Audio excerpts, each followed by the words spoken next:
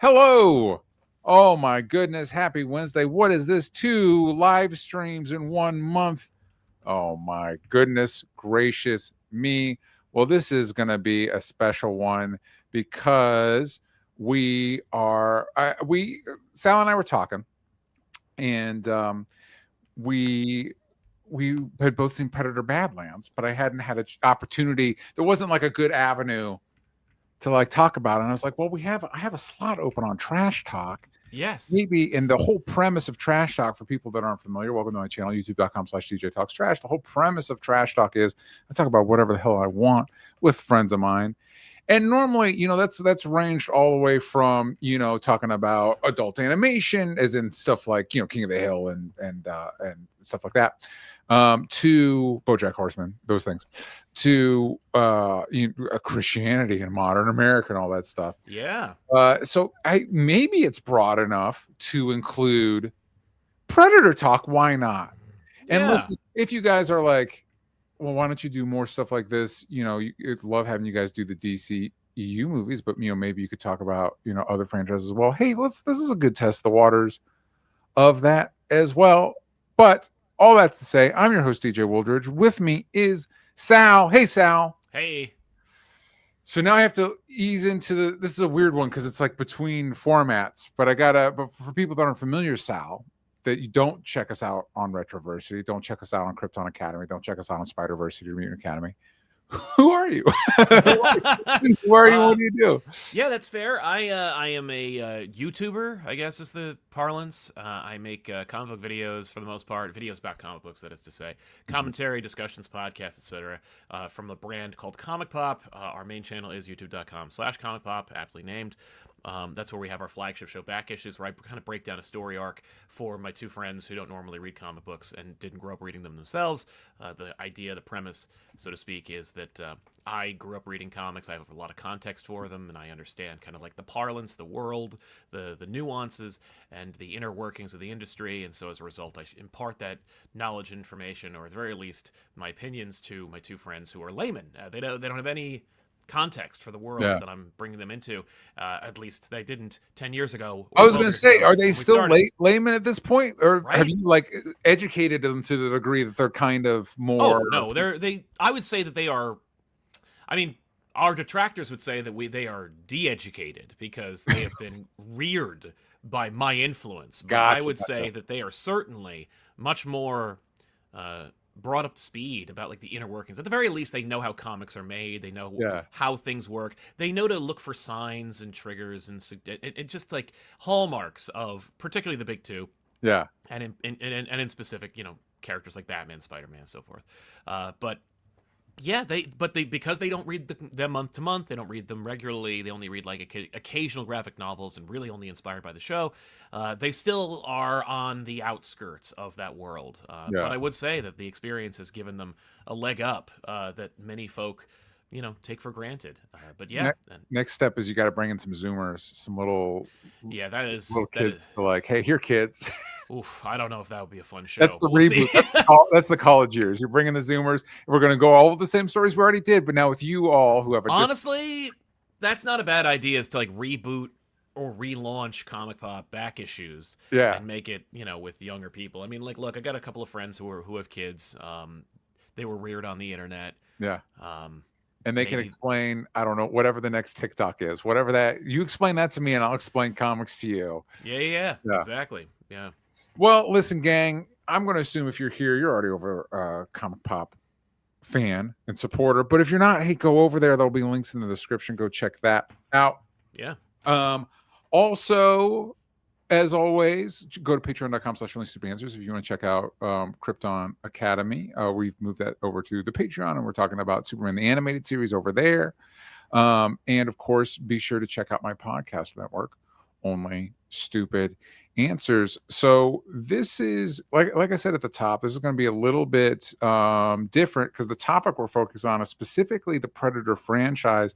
And Sal, I know you and I have talked about it, but I don't know that I know your history with the Predator. And just to be clear, when we're talking about the Predator, we're talking about this big mean alien. Yes, the No, yautja. we're not talking about people that might show up on the Epstein list. All right, No, that's a different no. show. That's a different show. Yes. But Sal, what is your history with Mr. Yautja? Well, I'll tell you this. I was familiar with / a fan of the Predator before I even knew the word yautja. Yes, I think And most people were. yeah, exactly. But I'm a big fan of the Predator franchise. I have a giant Predator poster right here. I have another poster of Predator versus Batman right there. I never sought out to be a Predator fan. Like, I didn't want to be the guy who, like, people know as a Predator fan. I have a Predator T-shirt that I wear that people like that's synonymous with me at this point. And yet, really, all I did was just like the first movie a lot. Like, as a kid, I grew up on that movie because a friend of mine was like the guy who kind of introduced me to R-rated movies and sci-fi action franchises in general. So, he introduced me to Terminator and Aliens, and of course Predator followed as well. And I just love that movie. I was a big Arnold fan back in the day. I still am today, but a little less so. And that was that movie is just like classic action, like perfect button on, I would say, like the 80s action genre. Yeah. Like, it's a great way to say, like, things are changing. People talk about how, like, Die Hard is kind of like the new normal for the action movie. Like, they were like, no, gone are the days of, like, the roided out giants. Now it's the everyman who miraculously survives an action movie through by way of Bruce Willis. Both McTiernan movies, by the way, both Die exactly. Hard. Which, by the way, great choice, because McTiernan knew how to make a freaking explosion look great. Okay, so people that aren't familiar with McTiernan, Predator, Die Hard, The Hunt for Red October, you're in the upper echelon shit right there. Yeah. Like, but also Last Action Hero. I love Last Action Hero. So I think this is I don't want to derail us so quickly. But I do want to mention, when we were talking, there's something at the beginning of the show that I mentioned. Oh, Super Chat. That's something that's part of it because we're doing this live. Even though this is an university, we're doing this live. So if you want your comment read on the air, participate in the Super Chat. It also helps support the show, and we appreciate it. But I think this is a good opportunity. You brought up your love of Arnold, and I brought this up on another show, and it created some discussion. For me, for my money, pound for pound, I think Arnold is arguably the best action star. Yeah. And I think at least of that era, because for me, if you were to ask me, Sal, if you were to say, DJ, what is the best action star from Hollywood, it would be a toss-up between Schwarzenegger and Keanu Reeves, actually. Interesting. If you just look at the track record, because I think, if you look at people like Stallone, and I'm jumping around eras here, or Bruce Willis, or The Rock, right? Sure. Those are people that like I think Stallone and The Rock especially are people that, like, they are action stars. There's vehicles built around them. Yep. Or if you look at Arnold, he's just got great movies that he's good in. Like, those movies are I was almost saying good in spite of him. That's not true. He's a part of what makes them good. But but it is kind of in spite of him a little bit, in terms of, like, just if you put it on paper, we're gonna pin this subgenre of movie on a bodybuilder, a professional bodybuilder with a thick, incomprehensible Austrian accent. Yeah. Who has virtually no acting experience whatsoever. Yeah. Yeah, I would be like, I might want to workshop that a little bit. Yeah. Like, but it's not a slam dunk on paper. Well, yeah, and so, like, when I think, I'm probably going to get heat for this in the comments too, but when you think about Stallone, you're like, as an action star, you're like, Rambo, right? Rambo, that's a pretty classic. Bruce Willis, you got Die Hard. Yep. Arnold, you've got Predator. You've got Commando. You've got Total Recall. You've got The Running Man. And it's just, the list just goes on, and all of them on their own are fucking classics. Exactly. Yeah. Arnold doesn't have, like, an iconic role, but he is in iconic movies. Conan. Like, it's one of those you could just keep going. Yeah. And it's kind of similar with Keanu Reeves. Like, Matrix and Speed on their own. Matrix, Speed, John Wick. Yeah. You're already in the top tier forever. But Point Break, and it's like you could just list them off beyond their star power. Like, they're just some of the most iconic action movies of all time ever. Yep. And I think part of what makes Arnold interesting as a performer is choosing vehicles that, it's not just a vehicle for Arnold. The premise in and of itself is bigger than him, like Predator, Total Recall, Running Man, stuff like that. So, although it does create one of the most like stuff like Running Man is one of the most hilarious tropes of like, hey, look at this average everyday construction worker. I'm like, get the fuck out of here with that. Same with Total Recall, where it's Yeah. like, oh yeah, he's just a construction worker who's with Sharon Stone. At least Total Recall plays into the subversion a little bit, where it's just like this guy's actually secretly a spy. I'm like, is it a secret? Look at him. Blending right in. True Lies, the Terminator movies, like come on, like one of those. And for my money, Arnold's at the top. Easily. And Predator is a part of that. So for me, Predator came in a little bit later in life, like most R-rated franchises did, because I grew up in a more conservative household. And so there wasn't a lot of play there. Although, Predator wasn't a part of that. So when I was kind of like late high school, early college and stuff like that, and was able to access more of those things, Predator was in there. And it was one of those where obviously the iconography of it had permeated. Like I was aware of it. I was aware of the Predator. What a Predator was. What a Predator was, Arnold, Predator 2, yada, yada, yada. In fact, I think I saw clips of Predator 2 before I saw Predator, which is a bummer. I understand that too, because Predator 2, I remember it being on TV a lot. Yes, it was. I definitely caught it on TV. Anyway, we'll get into our general opinions about Predator. Yeah, we'll rank them or something, but so, and once you see it, you're like, well, it's a McTiernan movie. Yeah. Right. And so it's a classic. It's great. The instincts are great, where you have the largest men. Because originally, for people that don't know, and I don't have this, I'm just pulling this from memory. So, go do your own research. But originally, the original monster in Predator was played by a young Jean-Claude Van Damme. Yep. And when they were producing it, they're looking at all the biggest sons of bitches on the planet, like these massive monster men. Because you've got Arnold. Let me pull up the rest of the cast. You've got Carl Weathers, Jesse Ventura. They're all like pumping iron in between takes to see who can be the biggest son of a bitch on set. That's right. And they're like this little.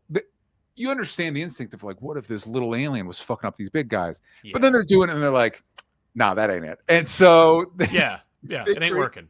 They create a big monster man to take out these things. So it's functionally a slasher movie.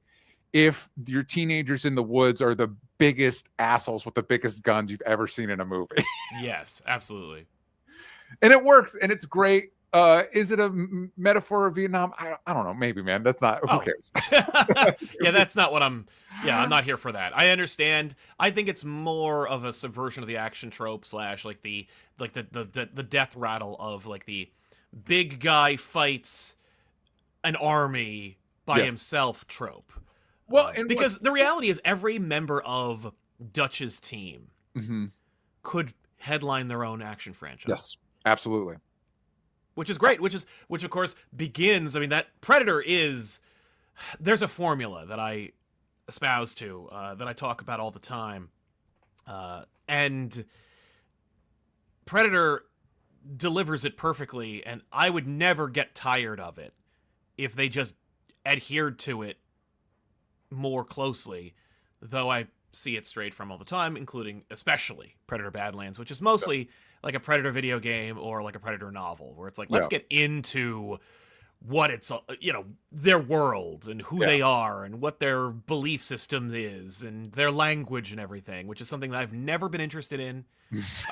For me, Predator is a subversion of action movies. Just make action movies with Predator movies. Like, I remember when they were saying like, oh, what are we going to do about a Die Hard? I'm like, put a Predator in it. Yeah. Die Hard with a Predator. Yeah. Like, what are we going to do to shake off the Christopher Nolan of Batman? Put a Predator in it. Make a Batman versus Predator movie as like a standalone. Just like one time Predator fought Batman on the silver screen, and then we relaunched the franchise. Yeah. Like that's it. Just Predator is a great like reset button / subversion of the action movie that becomes its own action movie, or it hijacks an action movie and turns it into a sci-fi action movie. Yeah. It's like that Portlandia sketch. Just put a Predator on it. Yeah, put a Predator on it. Put a Predator put a bird on it. Yeah. Yeah, exactly. It's interesting, because we're going to get, obviously what's prompting this conversation is Predator Badlands, and we're going to get into that because, we've been through a lot of iterations of this franchise, and now we've gotten to the point where in Predator Badlands, the protagonist is a yautja. Yeah. and is one of the predators. And I'm gonna how do I want to tackle this? I think we'll keep it spoiler free at the top there, because the movie is relatively recent. But I think the instinct of however many movies deep we're in, 8 or 9, if you count the AVPs, something like that. Hold on, I think I might have a list in front of me. 9. Okay. If you count the AVPs, we got 9. And you're like, let's make. I mean, this is something that Terminator did in its second installment. Like the most popular part of the franchise is Arnold is the Terminator, the T-800. T-800, yep. 800, yeah. 1000's the liquid guy. Right. Robert Patrick. T-800's the most popular part. We're going to make him the protagonist. He's a machine. He can be reprogrammed. That's an easy explanation for that situation. Big time. Obviously, the Predator, the yautja, whatever, is the most iconic part of the franchise, and we've seen them get their ass handed to them by several humans at this point. Yes. In the franchise, so let's make it the protagonist. I'm not against that on paper. I'm not. In fact, I think it's a good idea. Yeah. So going into the movie, you and I travel in circles of people that review movies, stuff like that. I saw a lot of people loved it. Right now on Rotten Tomatoes, it got 86%. It's got an audience loved score it. 95%.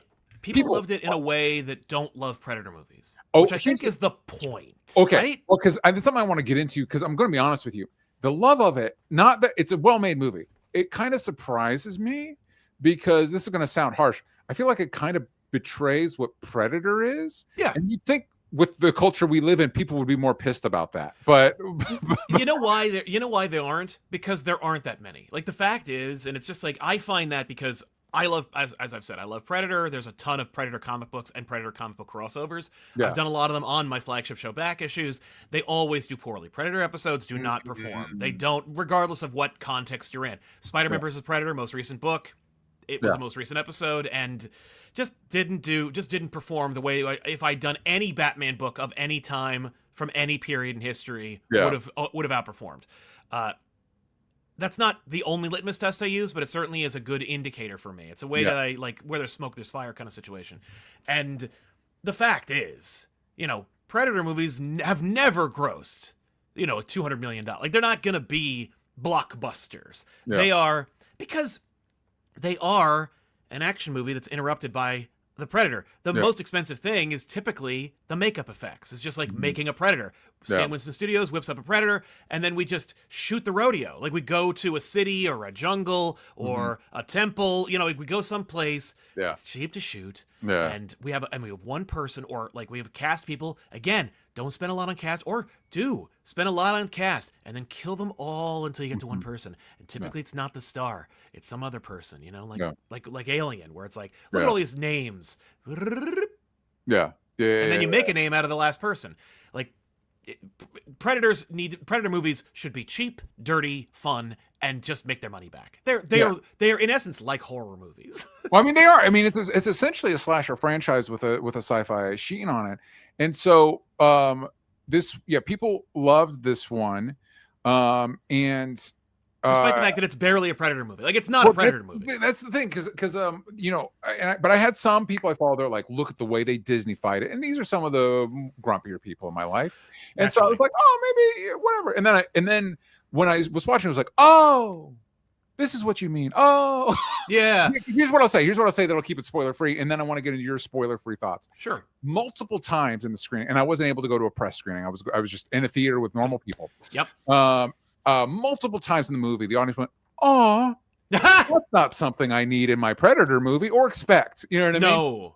And so I was like, "Oh, okay, yeah, oh." So this is we're doing something, and I'm not against different, but it wasn't. It just felt it felt like a pretty big departure from not just obviously making the alien the protagonist is a departure, but like a tonal like this guy's closer to a Marvel or DC superhero than he is the Predator 1.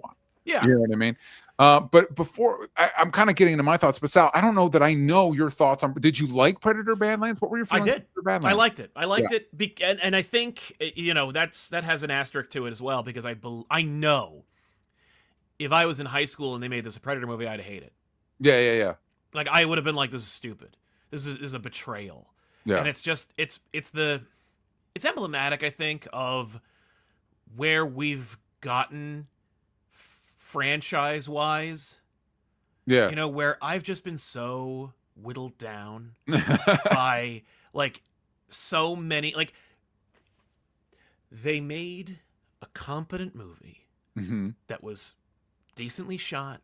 Yeah. I could relatively see everything in frame. Mm-hmm. You know, they still did that thing where, like, in modern movies, if it's nighttime, they're like, no, shoot it at night, like, or put a filter over it so they can't see anything. And it's not like Alien vs. Predator Requiem, where it literally is incomprehensible. Like, you can't see anything on the screen. Yeah. But it's that awful, like, Netflix night effect. It's like, I'm like, what am I, like, look at a night shot in, like, Lara Croft Cradle of Life. And compare that to this, and it's literally night and day. Where you're like, oh, everything's in focus, everything's in frame. Where's the light coming from? As Peter Jackson would say, same place the music's coming from. Shut up. But, you know, but overall, it's got a protagonist, it's got an antagonist, it's got a point, it's got a theme, it's got a motif.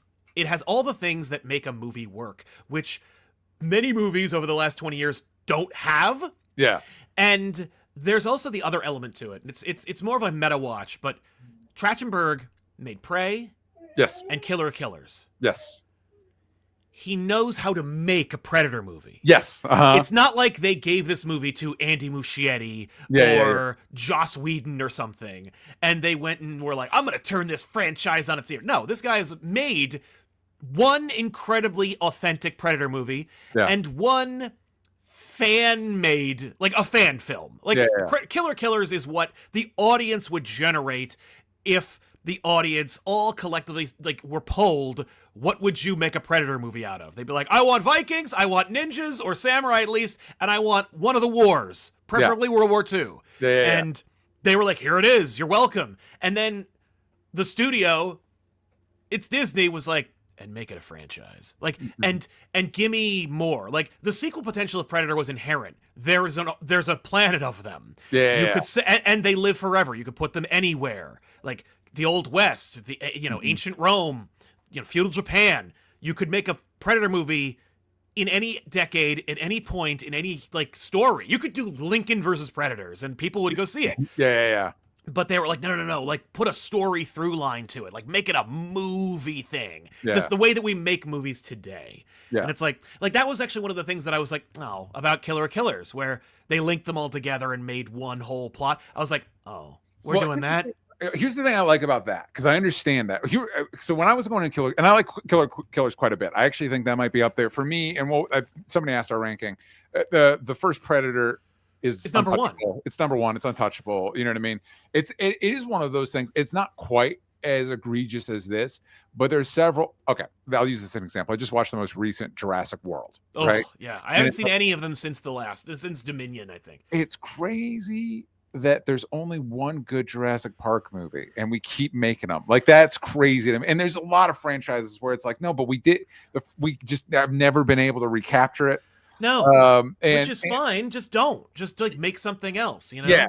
And so, fortunately, Predator is not as egregious as that. No. But it is one of those, like, the first one's still the best, though. It's still the best. But I can imagine a world after Predator Badlands where this is people's favorite Predator movie because they don't love the roided out action star. They don't love the jungle motif. They don't love the mystery of the Predator. Like, there's a lot of Predator that, like, it works as a movie, it works as an action movie, it works as an Arnold franchise, it works as a science fiction movie, it works as a horror movie. Like, it works on many, many levels for cinephiles. Or even just for, like, armchair directors and fanboys. I get why people love Predator. But I also get why, like there's a significant subset of people who go, it's not for me. I'm like, it ain't, because it's so declaratively for me. Like, it is so strongly, it has such an identity that, like anything that has any purpose, it's going to divide people, and not, like, in a way where people go like, it's the worst thing ever made. It's just kind of like, I could imagine many girlfriends in the 90s just for the umpteenth time, just pre cell phone scrolling, just being like, I gotta watch these giant men all hit each other until they all get blown up again. Well, and it's funny too because you're right in that, especially Predator Badlands is. I don't know if it's the first, but it is the most obvious, like 4-quadrant Predator movie. It's a 4-quadrant Predator movie. Yeah. That's exactly what this is. And I think you're right too, because I remember when, if you recall back several years, there was that Watchmen series on HBO, and I had several people be like, I actually think I prefer that to the comic, and I'm like, well, I understand, because it's nicer. It's a nicer that ends. The HBO show ends with like, the good guys win. And it's like, not all. Yeah, it doesn't make you feel bad. I get it. And actually, Dr. Manhattan, he's kind of cuddly, actually. And I know Rorschach's not great, but we have Looking Glass, and he's basically a good Rorschach. And it's like, I understand. Yeah, I get why that appeals to you. Yeah, it's also, and it's a great. By the way, the HBO Watchmen is a great show that I think punts on the actual premise of Watchmen. Like, and you and I have talked about this. I've talked about this.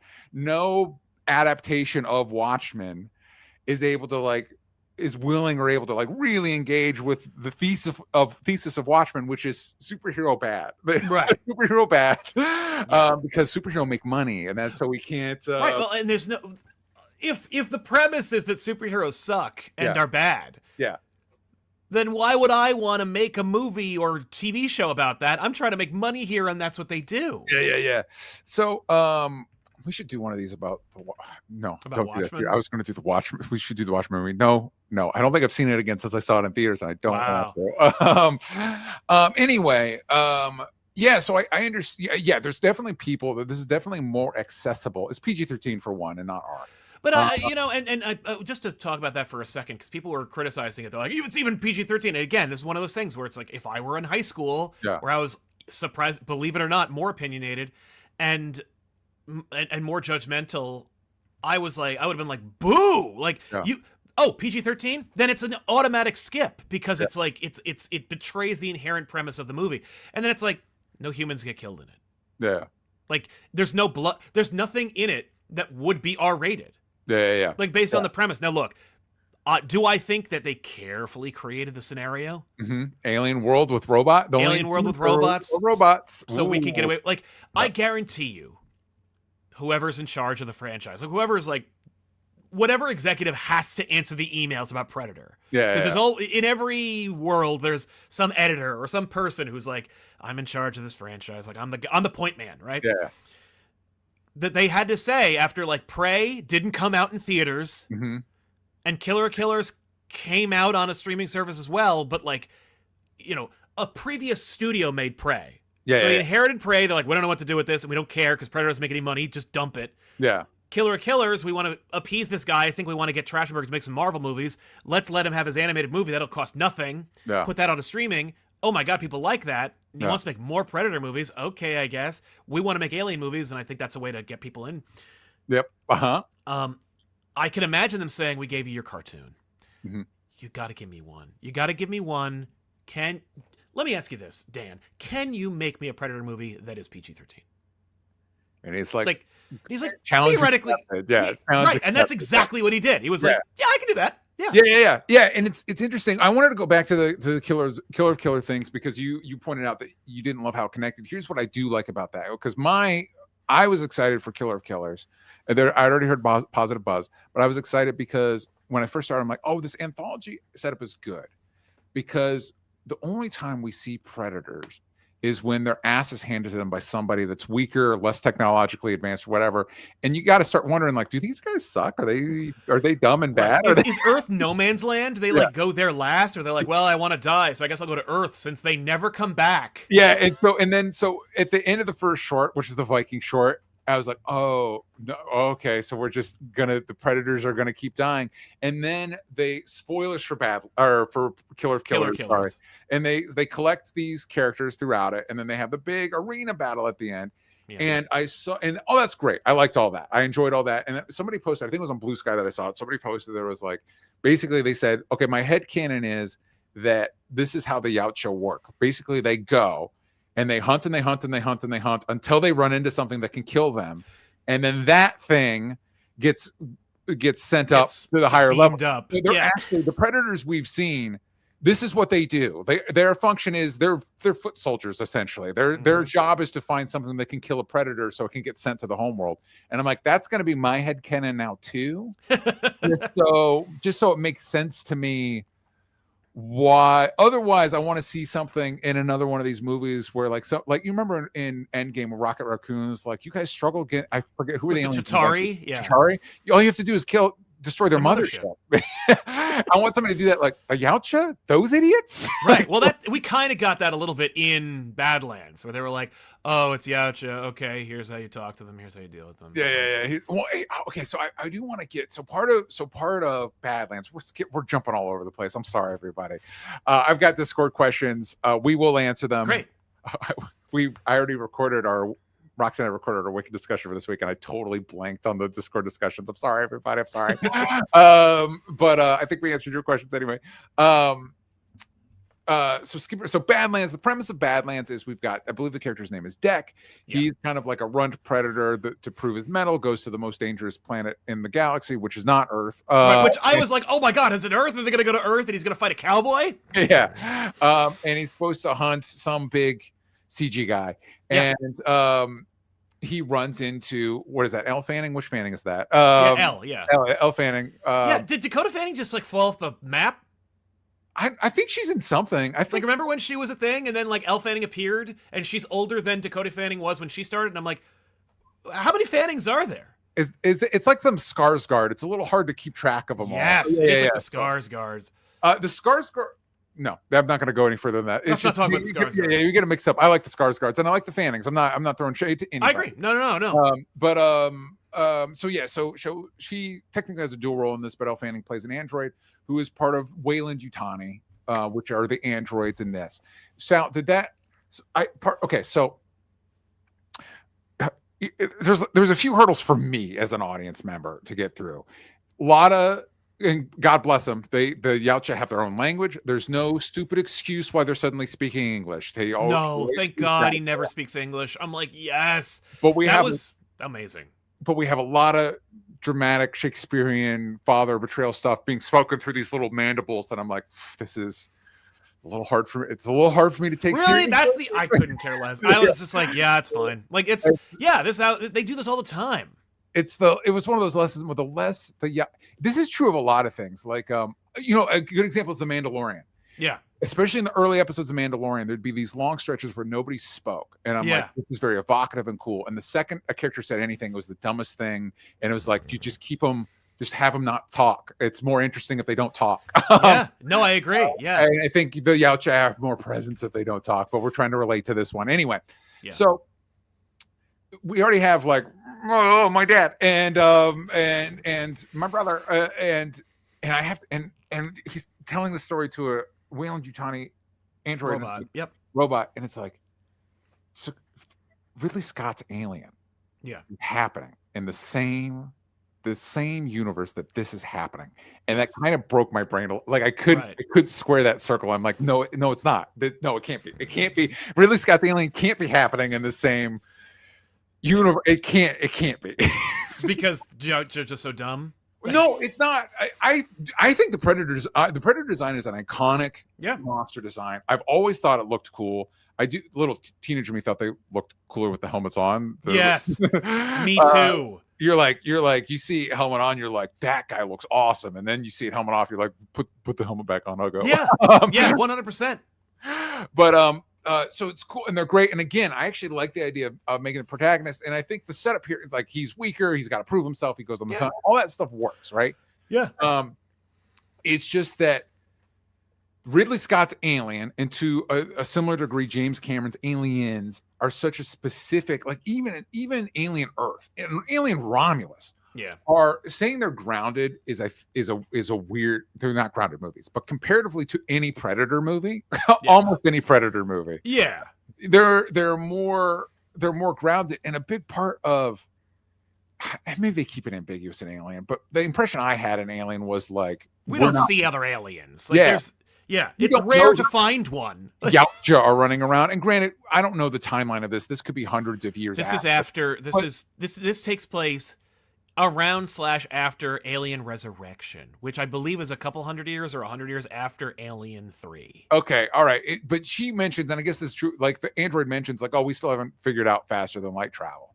So we're still doing the whole like bootstraps. You're in there for however many decades or whatever. Yeah. And it was one of those, like, when I saw the trailer, I'm like, oh, that's cool that the androids are Weyland-Yutani thing. But it really took me out of the movie, because then I started trying to like figure it out in my brain about how the universe works.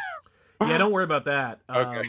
But it's funny, because I had the opposite problem where I was like, yay, good, because I think Ridley Scott has buried the Alien franchise, and I am ready for it to like be reborn. Like, when I found out that Ridley Scott killed the Blomkamp Alien sequel, you know, it was the exact same response I had when I found out that Paul W.S. Anderson killed the James Cameron Ridley Scott AVP movie. Yeah. It was like, you traded something great for something that literally hurts the franchise. Yeah. Like, I am not interested in Black Goo, David. Yeah.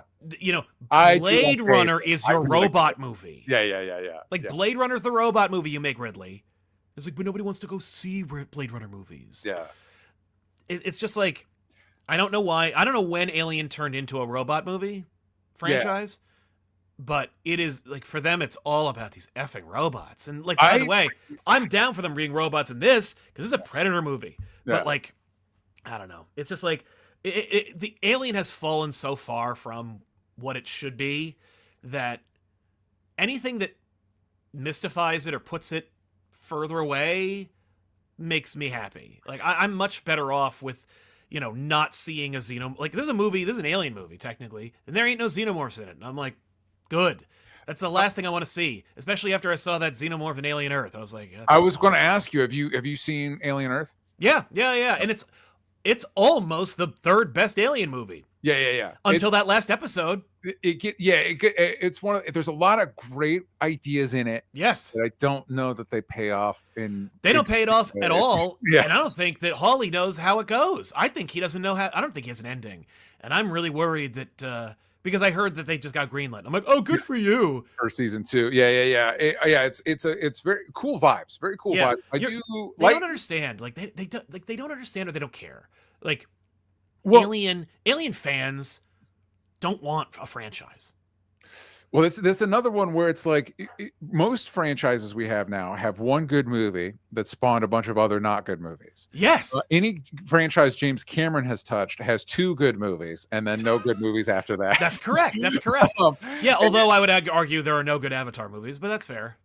Yeah, you know what? The second one's not as bad as the first. That's what my friend Ethan keeps telling me, that he's like, have you seen Avatar 2 yet? I'm like, I will die before I see Avatar 2. Oh yeah, it's not awful. It's definitely not what I want James Cameron to be spending his time doing. But 35 also, years making Avatars. I'm not, I'm not the boss of him. He's not going to listen to me. He does whatever he wants. He spent most of his time underwater anyway. I understand. Yeah. So, also paying from Alien Earth to Predator Badlands. Yes. Do you think it's like a Disney mandate to make the monster a good guy, or like part of the team? I think it's ends a little, because the character we're following, it's one of those like, ooh, maybe too much power corrupts. But it is one of those like, we now have a xenomorph, but we have a pet xenomorph, and it's like, I don't know how I feel about that. I don't need that. I think that it's never as like. It's never what it seems. I don't think that it's as innocent as Trachtenberg was like, well, I did like a traditional Predator movie and I did an animated movie.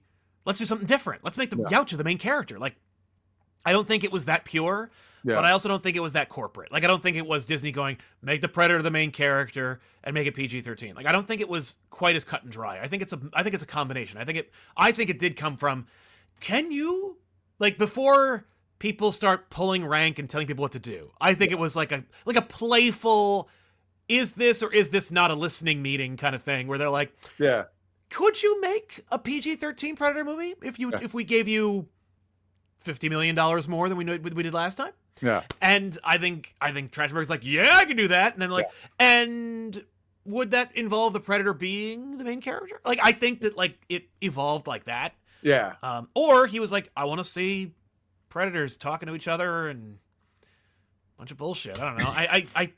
I think it's like that. I think it's it's not as like corporate as it is as corporate as that, but it's not as Machiavellian or cynical. Cynical is what I'm thinking of. So we've got some questions from the Discord. I promised myself I wouldn't forget this time. Yeah. Seth says, considering the recent output of the Alien and Predator franchise, do you think we're in a better spot to try an AVP? Maybe now they won't feel the need to include too many humans, so it can just be aliens, an aliens movie with Predator protagonists. No, yes, I think we are in a better place for a better AVP. Yeah. No, I don't want that. Like, AVP for me is aliens with a predator in it. Yeah. Like colonial marines, people who are under threat of being turned into alien cocoons. Yeah. And a predator shows up. Like I'm still holding fast and hard to the Predator formula, where I'm like, make an alien movie, but with then throw a predator in, like by Act 2.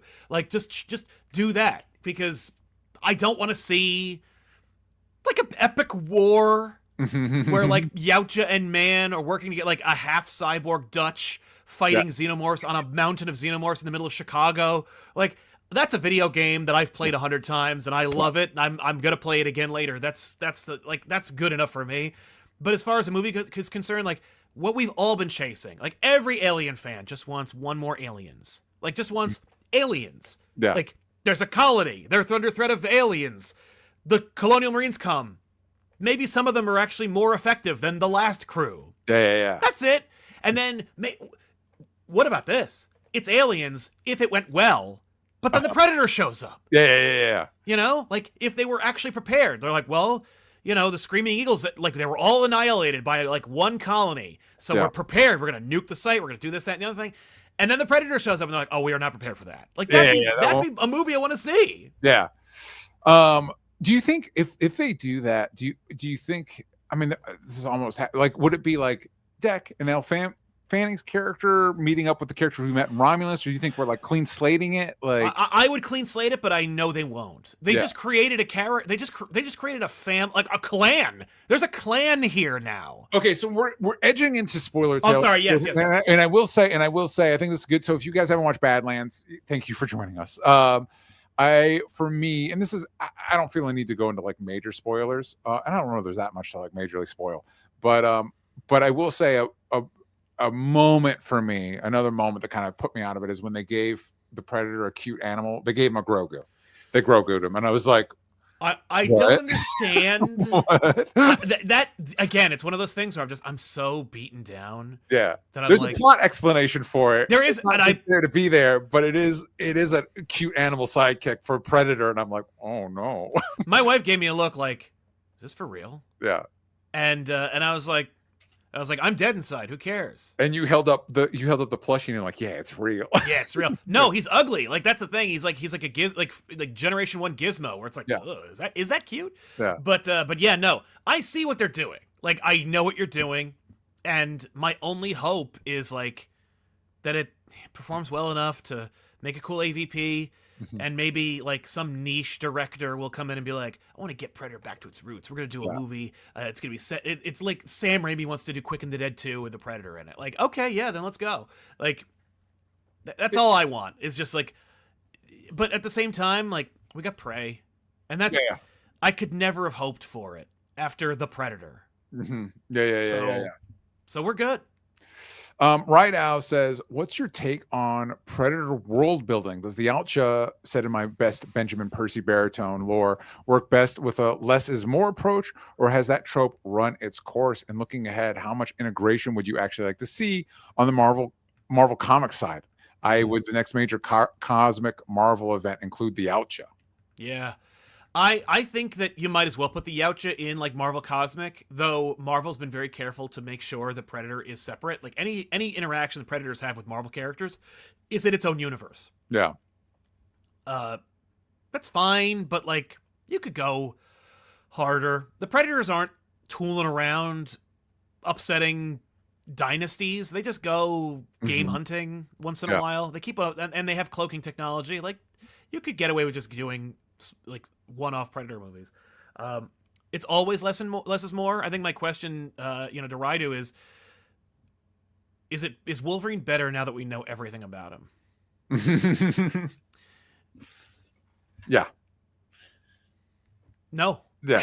Yep. And I care about Wolverine. Yeah. Like, I don't care. Like, I like Predators as a way to make a boring action movie into a fun sci-fi action movie. Yeah. As like a mechanism, as a story. Yeah, as a storytelling mechanism with a cool looking guy. Yeah. That's it. Clementine says, I love hearing people's rankings of movies in a franchise. What's your ranking of the Predator movies? Patrons too, I want to see them. Or commenters. You could leave them in there. Yeah. Here's Clementine's.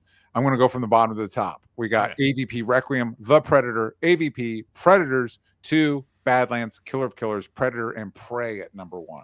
Nice. Do you have a ranking, Sal? Oh yeah. It's for me, it's going from top to bottom. It's Predator, Predator 2, Prey, Predators, Killer of Killers, Badlands, and then the rest. And then it's like, oh, the Predator's the rock bottom. Yeah. Because even Wolf was cool in AVPR. So I guess I'll go AVPR, AVP, the Predator. Because AVP, there's really nothing that's cool about them, and they're all huge. Yeah. Like, they're huger than they need to be. At least in AVPR, like AVPR, there's a Predator movie in there. Yeah. Like, isn't that the one? I haven't seen either AVP movie. Isn't that one where we get a xenomorph? It's like a xenomorph gets a predator, and we get a predalien. Isn't that predalien, as they call it? I was like, oh, they'll call it an alienator, and then they were like, nope, it's a predator. It's a predalien. I'm like, that's nothing. It's nothing. They just made Funko Pops of them. Of the predalien? Just now. Just today. like a few hours ago. Like, it's really weird. Why would you do that now? And it's like, oh, on the heels of Funko finding out that like they're insolvent and they're going bankrupt. Like, yeah, which is why. How does that happen? What are we doing, man? Well, you're making these molded plastics. Yeah, I was taking you got to take. It's been raining over here. I had to take my son for a walk somewhere, so we went to the mall and I went to the shop. That the whole wall was Funko Pops. It's like, for you guys. Yeah, good, but yeah, let them die. Yeah, but yeah, AVPR is not good, but it is funny.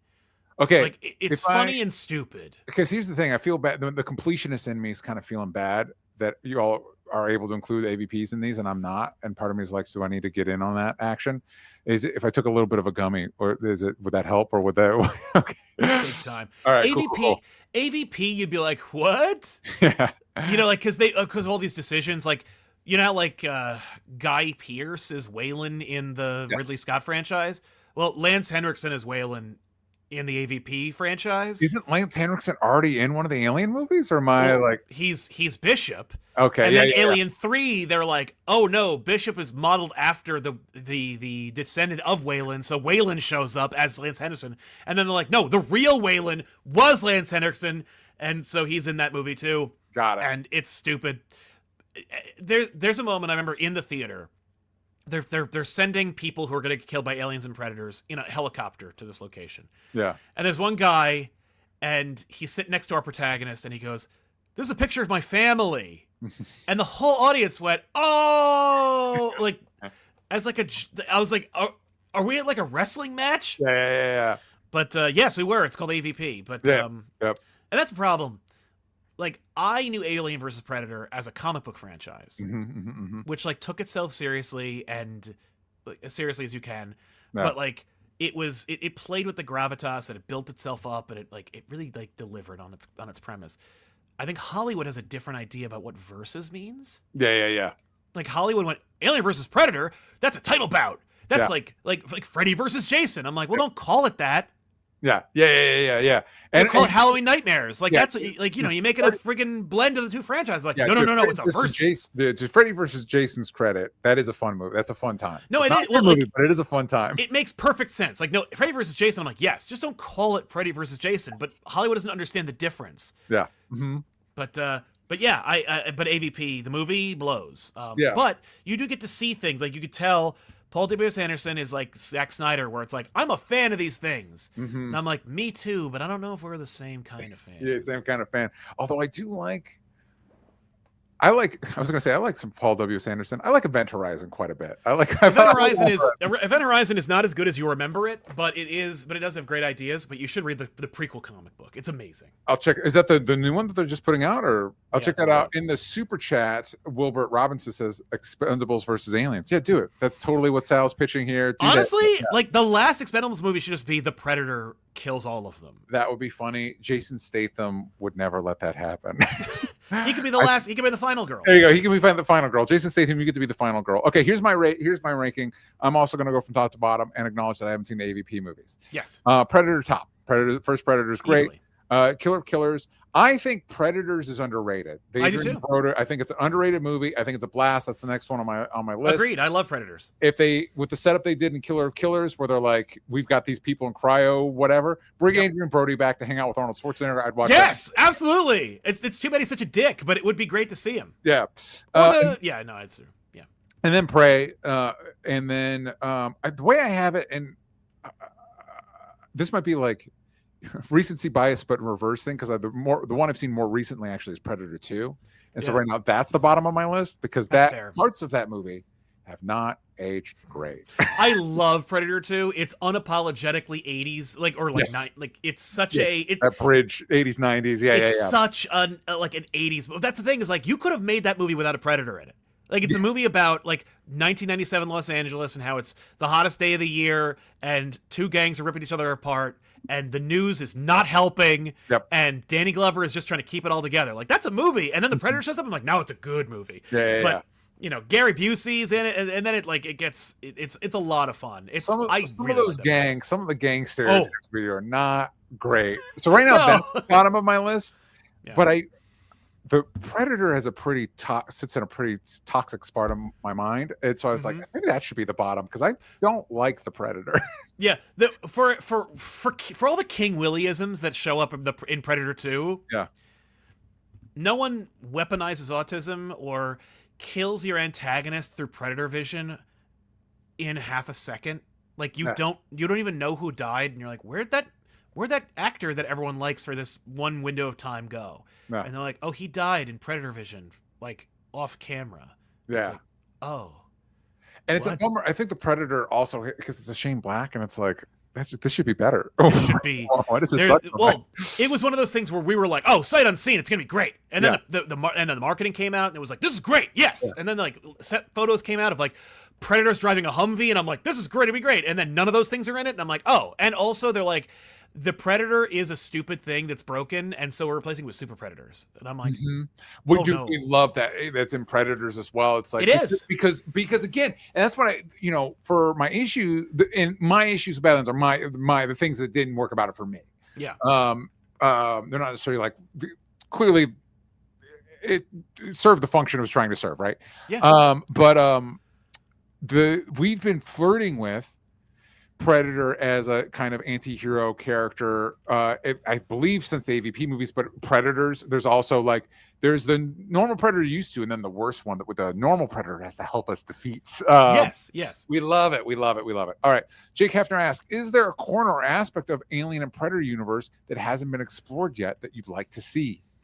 Not really. I'm not interested in seeing more of it, but I also understand. I mean, like, the aftermath of, because like in Alien Earth, the idea that like, oh yeah, everything out in space is horrible. It's a I love that, and I'm like, and like there was a part of me that hoped that there was a Predator on that ship. We're at a time now where it's like that's not impossible. That's not an impossible thing to have happen. Yeah. It was interesting. I do like some of the the I, Alien obviously stuck with people in Alien Earth. As far as the stuff they get, but it's like it would have been kind of cool to have a Predator on there. You got a show to fill. You got a whole season to fill. And like there's at least one or two episodes in there where I'm like, you could have just had a Predator attack them. Yeah. Instead of what you did. Is Acutus, does this film give us any closure on what might have happened to the previous protagonists in these Predator movies, like Dutch or Harrigan? No, this is definitely that cliffhanger in Killer of Killers is going to have to be followed up with later. Yeah, Yeah, it does not answer any questions, and there's no post-credit scenes. I kind of respected that. I kind of assumed that there was going to be some sort of tease after seeing Killer of Killers going into Badlands, and I kind of respect them for not doing that. And what'll be really cool is if I don't think, because now they have a formula that makes them money. So knowing Hollywood, we'll get a direct sequel to Badlands, probably. But what would be cool is like, nope, we're doing something completely different again. Each time works for me. Yes.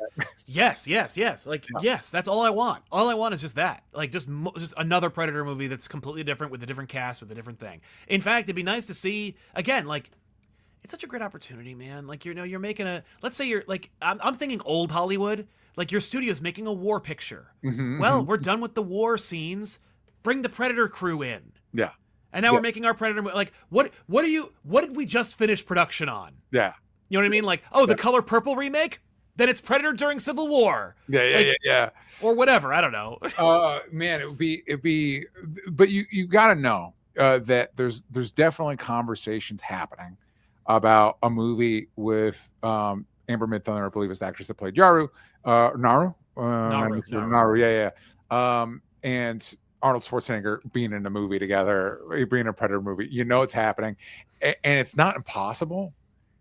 I don't even know that I want this, so I'm worried about speaking it into existence. Could you imagine an AVP with Arnold Schwarzenegger and Sigourney Weaver as Ripley? Yes, I can, and I would like to see it. I would like to see it because it's like, well, after Alien 3, it's like, well, Ripley's character's over, but also Resurrection. I mean, come on. But I was like, I said this on Twitter. I was like, I want to see Naru fight a xenomorph. Yeah. Well, and I don't think Sal agrees with me on this. Part of me really wants Sigourney Weaver's Ripley to interact with Michael Fassbender's David, to like have that, because that's for my money, the only thing worth salvaging from the Prometheus experiment, Prometheus and Covenant, is Michael Fassbender's David. Yeah. And it's like, we've established he's kind of the daddy of the xenomorphs. Yeah. And I feel like Ripley needs to meet that guy. I feel like there's a story that could be told there. And then like the new android kid from Romulus. It's like, throw him in there. Okay. I'd like to see Ripley kill him. Yeah. That's it. Well, that's a good opportunity to. I was kind of bummed. I don't need to turn this into an alien conversation. But I was kind of bummed with what was it, Ian Holm, that they kind of posthumously resurrected. It's like, nah, just make that Michael Fassbender. That actor's still alive. He could serve the same function. You guys, It's not like you're ignoring Prometheus. You have plot points that touch on it. So like, and also like the Ian Holm robot in Alien, like, it's not that all the ashes, like all that robot brand were bad. Yeah. Like, it's just like, I was really excited that like, all the science officers for Weyland-Yutani have like alien protocols in them. Yeah. Let's see this one. And get another actor from the Royal Secret, like, it's David Tennant as a robot. Yes. Yep. There are other British people who aren't dead. Yeah. Who could be cool robots. Well, it's funny going into that movie. I'd heard the rumblings of the debate around Ian Holm's inclusion. And so I heard nothing. So like when that showed up, I was like, no. Yeah. Well, there's the one moment where they first interact with him, and he's kind of in the shadows and whatever. Oh, that's not too bad. And then it's like, oh no, actually, he's a major part of this movie. That's a mistake. Don't do that. And then they changed the CG for the digital release, where they fixed it, like they cleaned it up a little bit more. And I was like, that is noticeably better, but also that's not the problem. That's not the problem, man. That's not. It's weird. We're getting an Alien Romulus sequel, but it's not that director returning, which I tend to like, because that's the same director that did the first Evil Dead remake. Yes. Which I like. I don't think there's a bad Evil Dead movie. No. And it'll be interesting to see who they bring back. Yeah, it's. I think it's tough because, like, for me, and the way I'm wired, it's part of it's like, actually, I'm kind of at a point where it's like, I don't think these should be franchises, man. I think we're trying to make these into something they're not. And let's end on that question, Sal, because I think a lot of what the issue I'm trying to articulate is this idea is circles around a question of how far can you stretch a franchise or a premise to the degree that now it's no longer really resembles that thing anymore? And is that even a problem? Because there's things that for me, I didn't connect with. A lot of people are connecting with this movie, so it's not fair to say like, wow, you shouldn't have done that. It just didn't. I didn't connect for me. So is it one of those like, no, it's okay that this is more far afield of what a Predator, right? I mean, it's okay in as much as it's here and there's nothing you can do about it. Yeah. But also, again, like I think they gave us a really, really bad Predator movie that they thought was going to be like franchise potential. Like they thought that was going to be the next installment. Remember the end of the Predator is like Predator armor to help fight the army, and that like the Predators were having like a civil war or some nonsense. Like they thought they were going to do a thing. Yeah. And it could have been going in that direction. Mm-hmm. You know, thank God people didn't like that. Like thankfully no one saw the Predator and no one liked it who did see it. So that's not the direction it went into. Instead, they saw Predator Badlands, which admittedly isn't as authentically a Predator movie as The Predator, although The Predator is bad. Yeah. But also is a better movie. Mm-hmm. So in that regard, I guess people still have better taste than we hoped. Yeah. You know, I think that like these franchises, if you keep them going long enough, they will break / extend. The example we have is Jurassic Park. Like Jurassic Park is the where it's like you never should have made more of these, and every time you do, you disappoint everyone who watches them. Like no one's a fan of any Jurassic Park sequels, and I understand that like that you in the comments do. You're called an outlier. Yeah. And yes, people go see them, and they go and see them kind of like in a weird masochistic. I hope this is good because I love Jurassic Park so much. Well, and this next one should have been more of a slam dunk because it's David Koepp coming back to write the script, and it's got a better. Koepp is a freaking. He's a chat GPT. Koepp is a script adapter. Listen, man, I don't disagree. I don't disagree. Right? Like, but theoretically on paper, and like the cast is more fitting. It's not like Elmore Leonard wrote it. Like Koepp is a guy who does adaptations of other people's stories. Yeah. Like, so Koepp wrote it. Yeah, No, he adapted whatever idea someone else had. And then like you got Scarlett Johansson over Chris Pratt. You know, mileage may vary, but I think massive improvement. But also, to what end? What I don't care. But that's the thing. I don't care about like the new ScarJo. So the new ScarJo picture is out. Yeah. I'm not 1945. What's her character? Who is she? Yeah. What does she do? It'll be interesting to see. This is definitely in better hands than the Jurassic movies. Whatever we're doing with Jurassic World, it'll be interesting to see where they go. Let us know in the comments where you'd like to see Alien and Predator, and if you'd like to see them interact. And if there's another, I don't know if there's another space person we could throw in there, another space monster. You have a whole little. They're on the Event Horizon ship. Who gives a shit? I was gonna say Event Horizon. I'm like, no. Oh, and let me pitch you this before we go, Sal. Let me pitch you this. Opening shot, open ocean, pirate ship. What's the pirate ship? The Black Pearl. Johnny Depp is back as Captain Jack Sparrow versus a Predator. I mean, that's my I've always wanted to see a Predator on a pirate ship. Yeah. If you make it the Black Pearl, all the better. Yeah. And Disney owns it. I'd say that's the first thing you do. Yeah. Next Predator movie should just be Pirates of the Caribbean. Predators on the water. I don't know. Predator kills the Disney IP. Predator kills Disney IP. Yeah, Predator kills the Disney. It kills Disney movies like Predator and Tron. Yeah.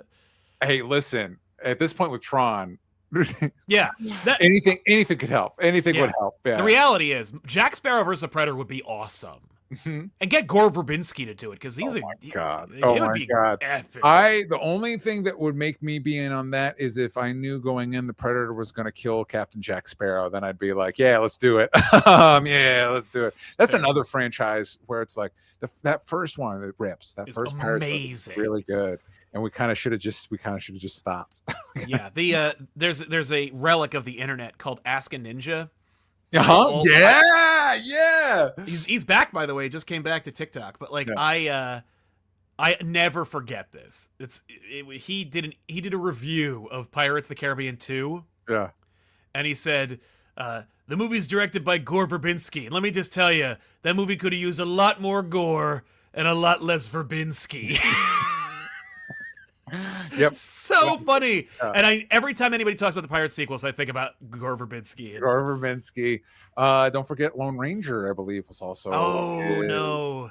That one, because that's Armie Hammer and Johnny Depp. It's like, I didn't even see Lone Ranger. Oh, what about John Carter of Mars? I could kill that too. Yeah, exactly. Bring that back. I literally just watched that for the first time yesterday. I liked it. Did you like it? What'd you think? It, man. Well, here's the thing. So shout out to friend of the show, Hector Navarro, who I watched it with in 3D, because he's a big proponent of that medium and he's a big proponent of that movie. And I'll tell you what I told him. It reminded me a lot of The Rocketeer. Yes. In that I really love this pulpy type of thing. Yep. I really love this thing in spirit. I'm really rooting for this thing. And for The Rocketeer is a good example because I have a lot of love and nostalgia for The Rocketeer. Yeah. And then my wife had never seen it. I rewatched it again recently. I'm like, well, there's a reason that this didn't hit. It's not the worst. It's just, it's not as good as your spirit wants it to be. And it's the same thing for John Carter. I really enjoyed it, but there's like a better version of it in there. Like you're watching them like, oh, you could take the same material and make a way better movie than this one. But I like the spirit we're in. I like that. I want us to do this more of this type of thing. But it's like, I also really love the Billy Zane Phantom movie. But I was a kid when that came out. But it's like, I like the Shadow. I like the pulp shit. Doc Savage. Like they've been threatening for a long time that they're going to do a Doc Savage movie. It's like, do it. I want to watch that shit. Dwayne Johnson as Doc Savage. Yeah, I'd fucking watch that shit. That's fair. Anyway, Sal, remind the kids at home where they can find you. You can stop by youtube.com/comic-pop or our podcast channel, youtube.com/comic-pop-returns. Check that out. You can find me everywhere that matters at DJ Talks Trash, already on my personal channel. Thank you for supporting us. If you want more shows like this, you can go to patreon.com/only2stupid answers or check out my podcast network, Only Stupid Answers. I want to thank everybody that joined us live, the people that hopped into the super chat. Really appreciate you supporting the show. Tell your friends, subscribe, press all the little buttons that you can. We appreciate it, and we'll see you next time. Bye, everybody.